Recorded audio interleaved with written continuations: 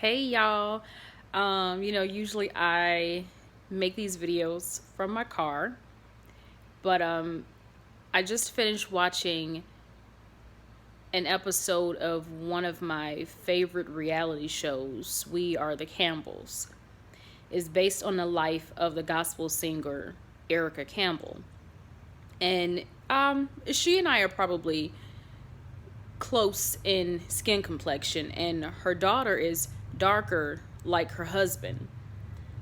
And this is a subject that I've never spoken about publicly, but I have been personally affected by it for so many years. So as I'm watching this episode, I'm in tears as if this beautiful brown girl is my own daughter. And it hurt me. It really hurt when she asked her mom, like, am I pretty? Wow. Like, it's just unbelievable still, regardless of how many times I hear about, racism and everything that's going on still in 2018. But this is colorism. And, some people have never had to deal with that. Thank God you haven't. But I grew up in the South. I grew up in Mississippi. And we know, in certain times in the South that they did this thing called the brown paper bag test. And for those of you that are not aware of it, please look it up. Please look it up. I won't go into a whole spiel about what the brown paper bag test entails, but it has a lot to do, well, it has everything to do with your skin color in comparison to a brown paper bag. And a lot of, even though I grew up in an all black town, it's still, you knew certain things as far as, yeah, guys, I feel like I'm really trying to be careful with my words, but you know what? It's my YouTube channel. I'm just going to be free to say whatever it is I want to say, because if you don't like the video, you don't have to watch it. But a lot of places felt, of course, that white is right. Lighter skin is better skin. My mother is a lighter skinned person, and so are her two sisters. And I didn't tell my mom this until maybe I was an adult, but I used to always wish that my skin was lighter. And as you can see, the size of these lips, they are not small. And I was teased about the size of my lips a lot. And I used to wish that, okay, well, if my lips were smaller, if my skin was lighter, if my eyes, were a lighter color brown, if my hair were more straight.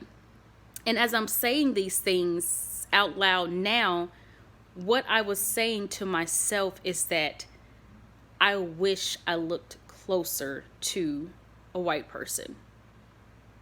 And that is very sad for anybody to wish that they were any other race, any other skin color than the one that you were born in, because that's the one that God chose for you.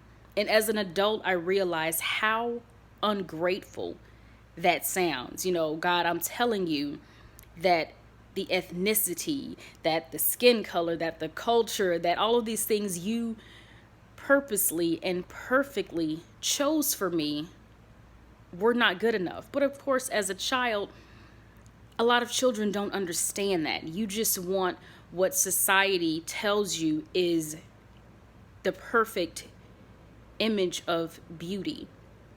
And my mom was really surprised, even as an adult, that I struggled with that I said that, and as an adult, I think in my early 20s, I began to appreciate my lips as I would get more compliments on them, and as I would see more people in like commercials and everything with lip plumps and lip fillers, and I'm like, what in the world? So y'all trying to get what I've been trying to get rid of. And for years, up until maybe 4 years ago, I would not wear lipstick. I was afraid to wear lipstick because I'm like, man, with the size of these lips, I cannot put red and all these like crazy colors on my lips.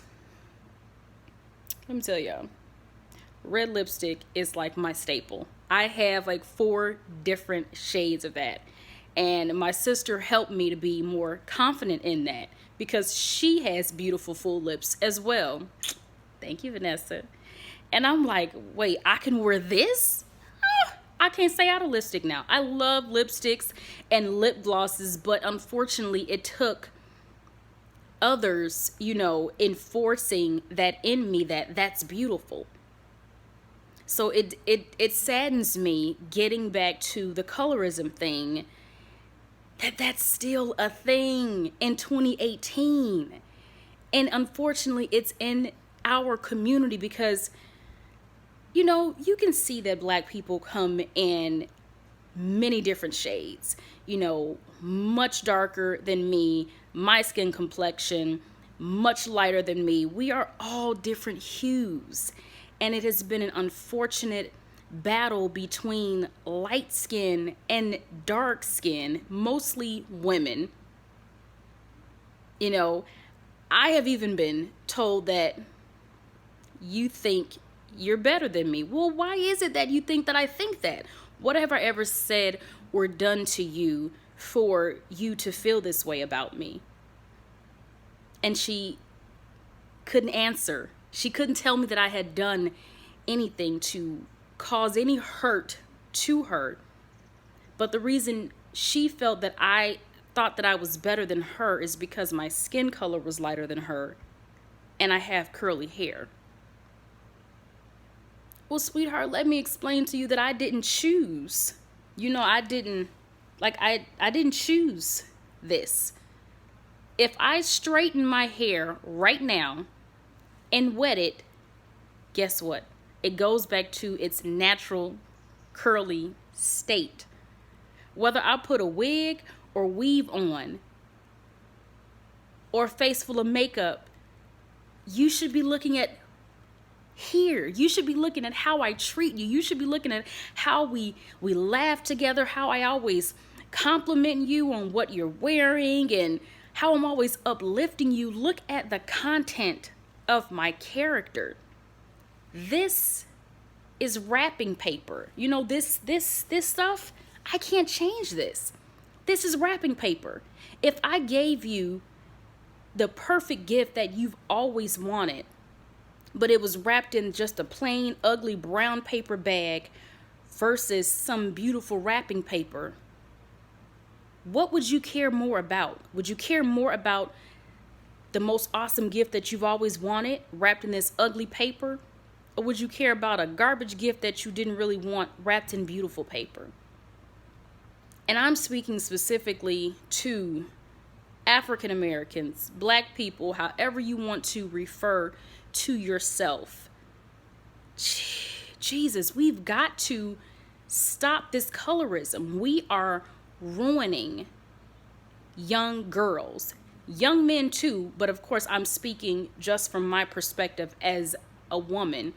We are giving young women color complexes and allowing society to dictate the standard of beauty for everybody. How can there be one standard of beauty for everybody when there's so many different cultures and ethnicities and backgrounds and makeups? This world is a melting pot of beauty. How can there be one standard form of beauty?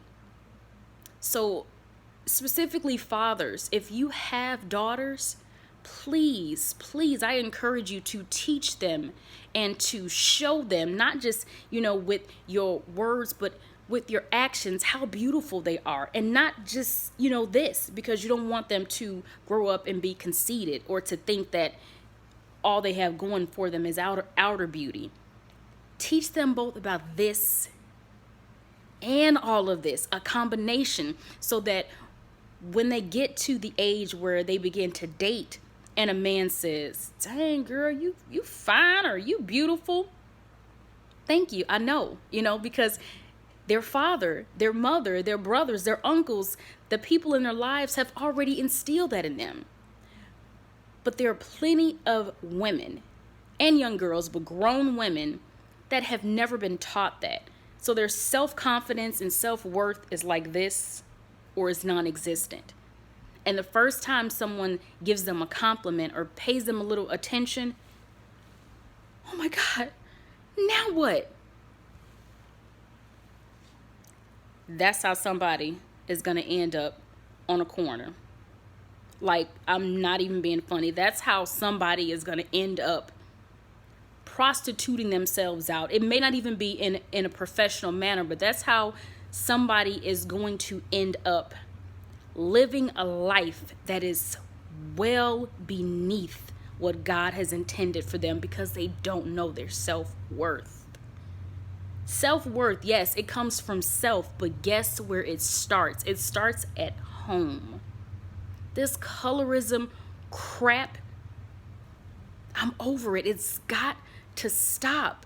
I love people for who they are in here. I don't care what color skin you're wrapped in. I don't care if you're dark. I don't care if you're light. I don't care if you're white. I don't care if you're Asian. I don't care. I care about how you treat me. I care about you operating in the heart that God has given you. That's what's important to me. And we need to begin to train our young people up so that there aren't as many broken adults and racist adults and color-struck adults, because we're teaching them and showing them, or we're not teaching them and showing them. And by not teaching them is the same thing as teaching them, because you're not expressing and you're not showing the value and the worth of getting to know yourself, of loving yourself, of self-worth, self-value, self-esteem. I'm not going to be long-winded, but I had to come before you because that weighed so heavily on my heart, to the point that I was in tears, because it hurts that it's still a thing, that we cannot still in 2018 love each other for what's in here, and not what this looks like, not what this looks like. It's really heartbreaking. So just, guys, pour into the people in your lives. Pour into the young people in your lives so that they don't grow up to be ugly and bitter and bullying adults.